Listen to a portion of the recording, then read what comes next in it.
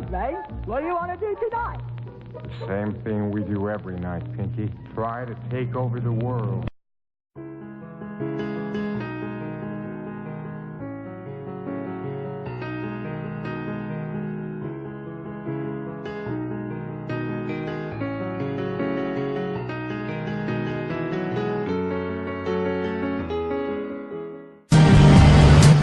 I first met him in the early 80s in a Chinatown of urban Java.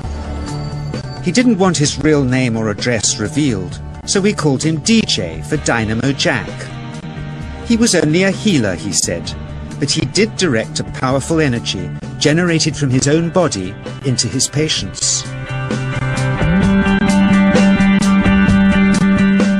Sometimes he used the needles, sometimes just his hands. He called the energy Qi, and it was so strong that he usually needed a grounder to hold his patients' feet.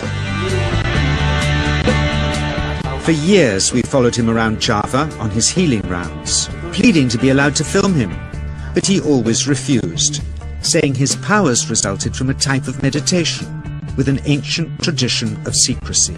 It was only when my brother Lorne was suffering from a serious eye infection that he finally allowed us to film him in 1987.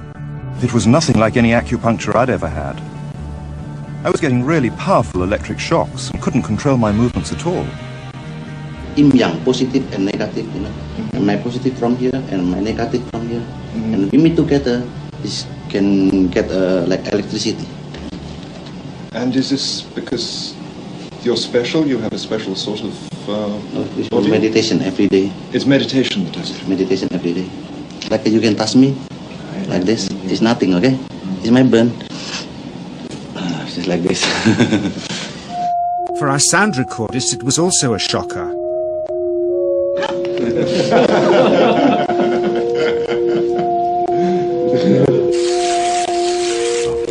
He then took our newspaper outside and showed us how Qi can also be used to set things on fire.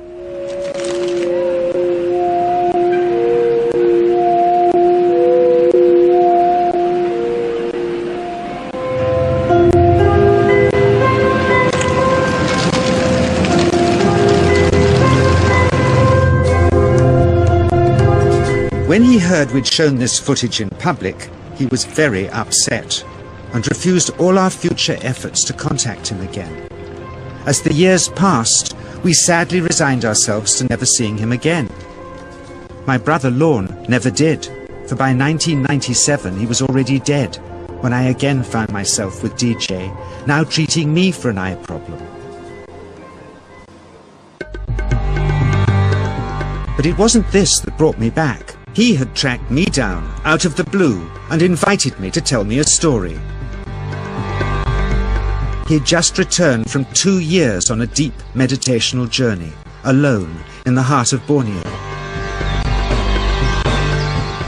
Amongst his revelations, he had seen, he said, how history was moving on into great change, and the old wisdom was vanishing. So he'd called me back to film just enough of him to remind us that we all have undreamed of powers sleeping within us, and that there's nothing special about him except for his training in waking them. Grounding this patient, my cameraman Joe is having to use all his weight to keep contact. Qi is pushing him away. He seems able to control the amplitude of this Qi, like a dimmer switch, and it causes uncontrollable responses in the patients and their grounders. I can barely keep my hand on you. It wants to fly off. The electricity so strong. This mother unwittingly grounds her child.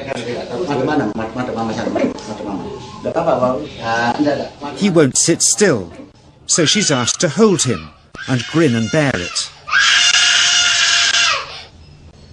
Sometimes, signs of this passing energy can be seen in the transmitter too. This Qi stuff is only the surface, he says, of the real adventure beneath, in the meditational technique.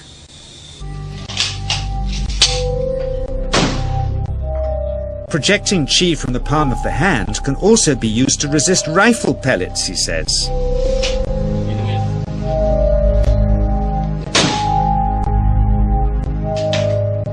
First, you learn to distinguish between yin and yang qi in your body. Then how to pool it in your navel chakra. Then how to project it, he says. And it's the proportionate mixture between yin and yang which accounts for different effects, like pulling or pushing objects or igniting them. Then he gets really strange. He says that mastering yin qi is the key to the spirit world. Discussion regarding this feeling-based prayer, this lost mode of prayer, sometimes seems a little more than academic until we can actually apply it in our lives or see it applied in our lives. It's in the late 1990s that I had the opportunity to do precisely that, when I saw the footage documenting the healing of a life-threatening condition within the body of a living woman using precisely the kinds of techniques that we're speaking about right now.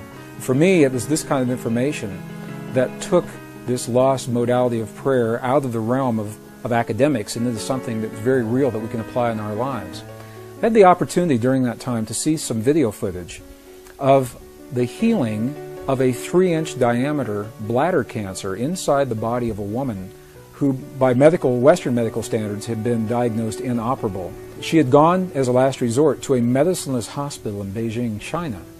It was in this medicineless hospital where they began simply by addressing the life-affirming ways that she could change how she was living her life. They taught her life-affirming ways to breathe and life-affirming ways to nourish her body, gentle movements to stimulate the energy centers in her body. And as she was doing these and strengthening her body, at one point it made sense to undergo a process. Now I'd like to share this, I'd like to describe it to you as a very potent example of how the feeling world inside of our bodies has a direct effect, in this case a very graphic effect, on the world beyond our bodies. So in the video documentation, the film shows a woman lying on in a hospital room. She's fully awake, she's fully conscious, she believes in the process that's about to happen. Before her, there is an ultrasound technician who is running an ultrasound wand over her lower abdomen that we can see on a split-screen television. And on the left-hand side of the screen, they do a snapshot, a freeze frame of an instant in time for reference, so we can see what her condition looked like in that instant in time. On the right-hand side of the screen, we are able to watch real time as 3 practitioners stand behind her, working with the energy in her body and with the feelings in their bodies. And what they do is they begin to chant a word that to them they've agreed upon, that reinforces the feeling within them that she's already healed. The chant essentially says, already healed, already done. And as they begin to have this feeling and to say these words among themselves, on the computer screen, on the television screen, we can watch in real time this cancerous tumor as it disappears in less than 3 minutes real time. It's not like time-lapse on a documentary where you see a rose unfold in 30 seconds and something that normally takes days. This literally happens in less than 3 minutes. Her body responded to the feelings of the practitioners who were trained to have the kinds of feelings that they were having. And all they were feeling was the feeling of what it feels like to be in the presence of a woman who is already healed, fully enabled, fully capacitated. They were not seeing her as a woman who was sick, and they weren't saying, bad cancer, you've got to go away.